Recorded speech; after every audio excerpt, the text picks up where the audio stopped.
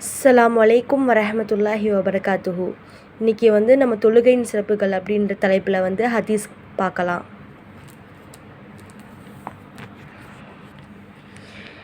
குறைகள் நீக்கும் நஃபீல்கள்.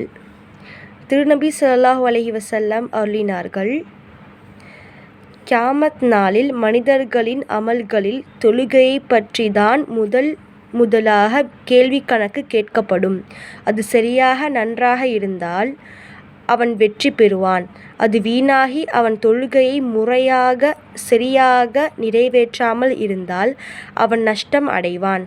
மேலும் அவனுடைய ஃபர்லு தொழுகைகளில் குறை காணப்பட்டால் அவனிடம் நஃபில் தொழுகைகள் ஏதேனும் இருந்தால் பார்க்கும்படி அல்லாஹ் கட்டளை இடுவான். நஃபீல்கள் இருந்தால் அவற்றின் மூலம் ஃபர்லு தொழுகைகளின் குறை நிறைவு செய்யப்படும். இவ்வாறே அவனுடைய மற்ற நோன்பு, ஜக்காத் போன்ற அமல்களும் கணக்கு பார்க்கப்படும். இந்த ஹதீஸ் உங்களுக்கு புரிஞ்சிருக்கும்னு நினைக்கிறேன். என்னென்னா, இந்த ஹதீஸோட ஹெட்டிங் என்னென்னா, குறைகளை நீக்கும் நஃபீல்கள். நபி ஸல்லல்லாஹு அலைஹி வஸல்லம் என்ன சொல்கிறாங்க அப்படின்னா, கியாமத் நாளில் மனிதங்கக்கிட்ட முதல்ல தொழுகையை பற்றி தான் விசாரணை செய்யப்படும். அவங்க தொழுகை நன்றாக இருந்துச்சு அப்படின்னா அவங்க வெற்றி பெறுவாங்க. அவங்க தொழுகை வீணாக போயிடுச்சு அப்படின்னா அவங்க சரியாக நிறைவேற்றாமல் இருந்தாங்க அப்படின்னா அவங்க நஷ்டத்திற்கு ஆளாவாங்க. அப்புறம் ஃபர்லு தொழுகை அவங்க ஃபர்லு தொழுகையில் குறை செஞ்சுட்டாங்க அப்படின்னா அதுக்கு பதிலாக அவங்களோட நஃபில் தொழுகையை அவங்க நஃபில் தொழுகையை செஞ்சுருக்காங்களா, தொழுதுருக்காங்களா நல்லா இப்போ செக் பண்ண சொல்லுவாங்களாம். அல்லாஹ் செக் பண்ண சொல்லுவானா, கட்டளை இடுவானா. அப்போ நஃபில் தொழுகை அவங்க நல்லபடியாக தொழுதுருந்தாங்க அப்படின்னா ஃபர்லு தொழுகையில் குறை இருந்துச்சு அப்படின்னா அல்லாஹ் நஃபில் தொழுகை அவங்க செஞ்சுருக்காங்களா, அதில் குறை எதுவும் இல்லாமல் நல்லா செஞ்சுருக்காங்களான்னு அல்லாஹ் கட்டளையிட்டு அதை பார்க்க சொல்லுவானா. அப்போ நஃபில் தொழுகை நல்லா அவங்க நிறைவு செஞ்சுட்டாங்க அப்படின்னா அவங்க அந்த ஃபர்லு தொழுகைக்கு பதிலாக நஃபில் தொழுகை அதுக்கு பதிலாக இந்த நஃபில் தொழுகை அவங்க செஞ்சுருக்காங்கன்ற மாதிரி நன்மைகள் அவங்களுக்கு எழுதப்படும். அப்புறமா இதே மாதிரி அவங்களுக்கு என்னதுன்னா அவங்களுடைய மற்ற நோன்பு, ஜக்காத்து அமல்கள் அதே மாதிரி கணக்கு பார்க்கப்படும். அமல்களும் கணக்கு பார்க்கப்படும் அப்படின்னு இந்த ஹதீஸ் இருக்குது. ஸோ நம்ம வெறுமனே ஃபர்லு தொழுகை மட்டும் தொழுவாமல் நம்ம நஃபில்களும் சைடில் தொழுவக்கூடியவங்களா இருக்கணும் இன்ஷா அல்லாஹ்.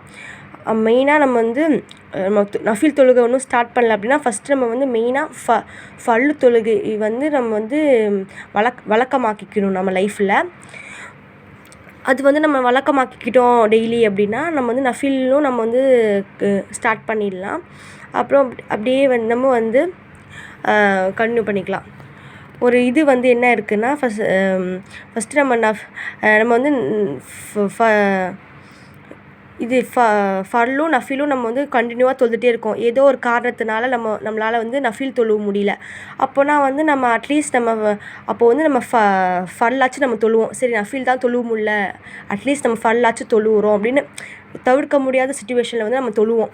இதுவே நம்ம நஃபிலும் தொழுவல, ஃபர்லும் நம்ம டெய்லி தொழுவாமல் இருக்கோம் அப்படின்னா நம்ம எப்பயுமே தொழுவாமல் இருக்கோம் அப்படின்ற நமக்கு ஒரு அசட்டை வந்துடும்.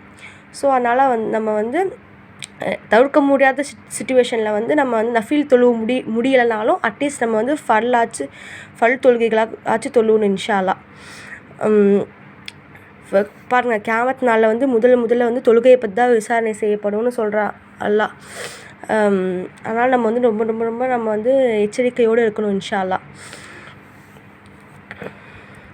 பாருங்கள், இப்போ அல்லாஹ் அப்போ கூட நமக்கு சான்ஸ் தரான். என்னென்னா, ஃபர்லு தொழுகையை நம்ம ஒழுங்காக நிறைவேற்றலை அப்படின்னா அல்லாஹ் நம்ம நஃபிலாச்சும் தொழுதுருக்கோமா, அதில் அப்படி நல்லா செஞ்சுருந்தா அதில் ஃபர்லு தொழுகைக்கு பதிலாக நான் நஃபீலுக்கு நான் நன்மை தரேன் அப்படின்னு அல்லாஹ் அப்போ கூட நமக்கு சான்ஸ் தரான். இதெல்லாம் ரொம்ப பெரிய விஷயம் இல்லையா? யாரும் அல்லாஹ் வந்து நமக்கு வந்து அப்போ கூட நமக்கு சான்ஸ் தரான். ஸோ நம்ம வந்து இந்த ஹதீஸ் வந்து உங்களுக்கு புரிஞ்சிருக்கும்னு நினைக்கிறேன். இந்த ஹதீஸ் படி நம்ம வந்து நஃபில் வந்து நம்ம தொழுவக்கூடியவங்களா இருக்கணும். தொழுகையை ஃபஸ்ட் நம்ம மெயினாக தொழுவக்கூடியவங்களா இருக்கணும், ஃபர்ல தொழுகைகள். அப்புறம் நம்ம வந்து நஃபில் தொழுகைகளும் சேர்த்து தொழுவக்கூடியவங்களா இருக்கணும் இன்ஷா அல்லாஹ். இந்த ஹதீஸ் வந்து உங்களுக்கு புரிஞ்சிருக்கும்னு நினைக்கிறேன். அஸ்ஸலாமு அலைக்கும் வரஹ்மத்துல்லாஹி வபரகாத்துஹு.